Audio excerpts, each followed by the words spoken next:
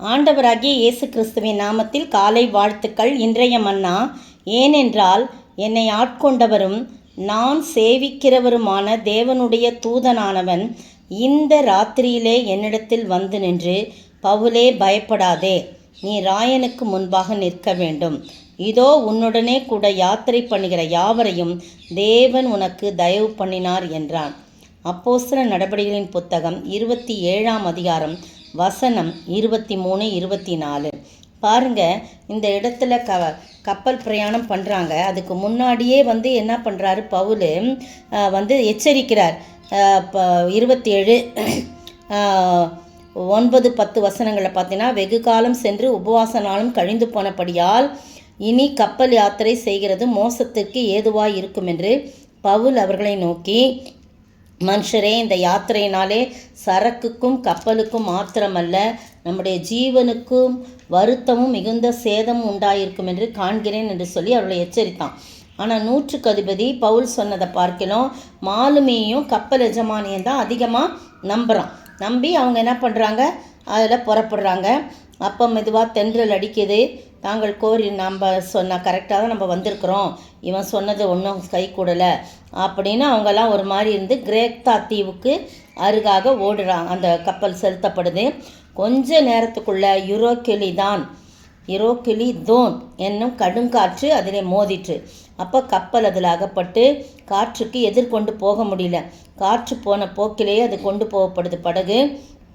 அப்போ கிழவுதான் எனப்பட்ட ஒரு சின்ன தீவின் ஒதுக்கில் ஓடுகையில் ரொம்ப கஷ்டப்பட்டு படகை நிறுத்துகிற மாதிரி ஆயிடுச்சு. ஆனால் அவர்கள் தூக்கி எடுத்த பின்பு பல உபாயங்கள் செய்து கப்பலை சுற்றி கட்டி சொறி மணலில் விழுவோம் என்று பயந்து பாய்களை இறக்கி விதமாக கொண்டு போகப்படுறாங்க. ஆனால் பெருங்காற்று மழையில் ரொம்ப அடிபட்டு மறுநாளில் சரக்குகள்லாம் கடலில் எறிகிறாங்க. 3ஆம் நாளில் கப்பலின் தளவாடங்கள்லாம் கைகளை எடுத்து எறிகிறாங்க. அநேக நாளாய் சூரியனோ நட்சத்திரையோ காணப்படல. மிகுந்த பெருங்காற்று மழையும் அடிச்சுக்கிட்டே இருந்தது. இனி தப்பி பிழைப்போம் என்ற நம்பிக்கை முழுமையாக அற்று போயிடுச்சுன்னு 20ஆம் வசனத்தில் சொல்லப்பட்டிருக்கு. அவர்கள் அநேக நாள் போஜனமே சாப்பிடவும் இல்லை. அப்போ பவுல் அவர்கள் நடுவே நின்றே இப்போ சொல்கிறார், மனுஷரே, இந்த வருத்தமும் சேதம் வராதுக்கு என் சொல்லை கேட்டு கிரேத்தா தீவை விட்டு புறப்படாமல் இருக்க வேண்டியதாக இருந்தது. பரவாயில்ல, ஆனாலும் திடமனதாய் இருங்கள் என்று இப்பொழுது உங்களுக்கு தைரியம் சொல்கிறேன். கப்பல் சேதமே அல்லாமல் உங்களில் ஒருவனுக்கும் பிராண சேதம் வராதுன்னு சொல்கிறார்.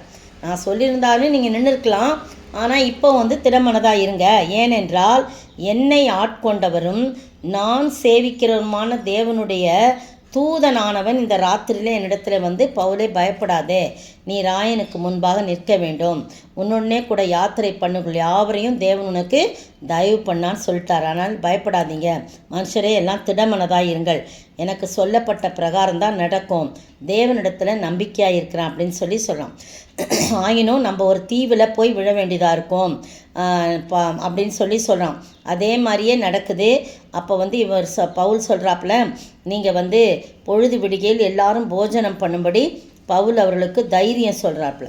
நீங்கள் சாப்பிட்டாதான், 14 நாள் ஆயிடுச்சு நம்ம சாப்பிட்டு, எல்லாம் சாப்பிட்டாதான் நம்ம கப்பலில் இறங்கி கடலில் நம்ம என்ன பண்ணுவோம், போகிறதுக்கு நமக்கு சக்தியும் பலனும் இருக்கும்.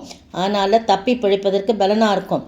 உங்கள் தலையில் உள்ள ஒரு முடி கூட கீழே விழாது, பயப்படாதீங்க அப்படின்னு சொல்லிட்டு அப்பத்தை எடுத்து எல்லாருக்கும் முன்பாக கொடுக்குறான். அவங்க எல்லாரும் சாப்பிட்றாங்க.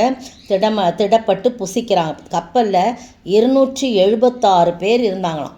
பாருங்கள், எல்லாம் சாப்பிட்ட பிறகு கோதுமையெல்லாம் கடலில் இறங்கி கப்பலை லகுவாக்குறாங்க. பொழுது விடிஞ்ச பின்பு இன்னும் அந்த நாங்கள் போய் சேர வேண்டிய இடமே தெரியல.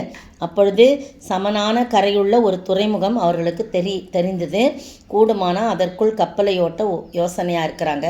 நங்கூரங்கள் அறுத்து கடலில் விட்டு சுக்கான்களுடைய கட்டுகளை எல்லாம் தளர விட்டு பெரும் பாயை காற்று முகமாய் விரித்து கரைக்கு நேராய் ஓடி இருபுறமும் கடல் மோதிய ஒரு இடத்துல கப்பலை தட்ட வைத்தார்கள்.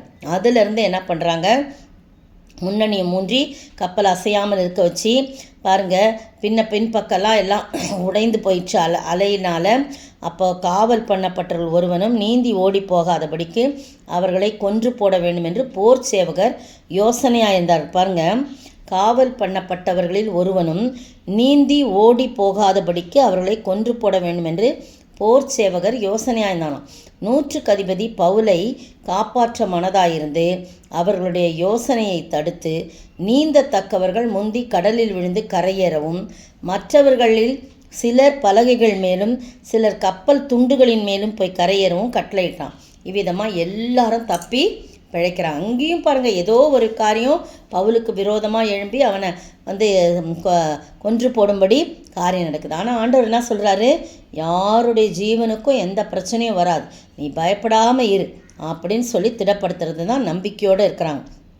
அதுக்கு பிறகு எல்லாம் கரை சேர்ந்து அவங்க அந்த தீவின் பேர் மெலித்தா என்ற தீவில் கரை சேர்றாங்க. இந்த அருமையான வேளையில் நம்ம எவ்வளவு எதிர்காற்று வீசினாலும், யுரோக்கிலிதோன் என்ற கடுங்காற்று வீசினாலும், பயங்கரமான சூறாவளி வீசினாலும், ஆண்டவர் நம்மை ஆட்கொண்டவரும் நாம் சேவிக்கிறவருமான ஜீவனுள்ள ஆண்டவர் நம்மோடு கூட இருக்கிறார். அவர்தான் நம்முடைய யாத்திரையில் கரை சேர்க்கும் ஆண்டவர்.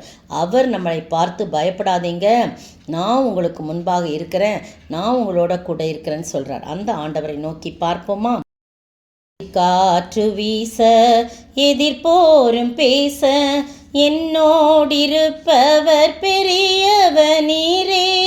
எதிர்காற்று வீச எதிர்போரும் பேச என்னோடிருப்பவர் பெரியவர் நீரே.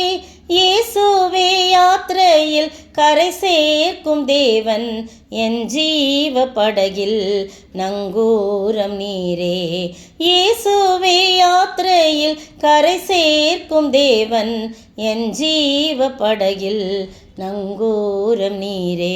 ஸ்தோத்திரிக்கிற ஆண்டவரே, துதிக்கிற ராஜா, நீங்களே எங்களை கரை சேர்க்கிற தேவன். எங்கள் ஜீவ படகிலே ஆண்டவரே நங்கூரமாக இருந்து எந்த காற்று வீசினாலும் எந்த கடல் கொந்தளித்தாலும் எங்களோடு பயணம் பண்ணுகிற ஆண்டவர் எங்களோடு கூட இருக்கிற அதற்காய் ஸ்தோத்திரம். நாங்கள் உம்மை மட்டும் சேவித்து, உம்மை மட்டும் நமஸ்கரித்து, உம்மை மட்டும் நம்பி வாழ நீர் உதவி செய்ய வேண்டும் என்று கர்த்தரும் மீட்பரும் ராஜாவுமாகிய இயேசு கிறிஸ்துவின் விலையேற பெற்ற நாமத்தில் ஜெபிக்கிறேன் பிதாவே, ஆமேன்.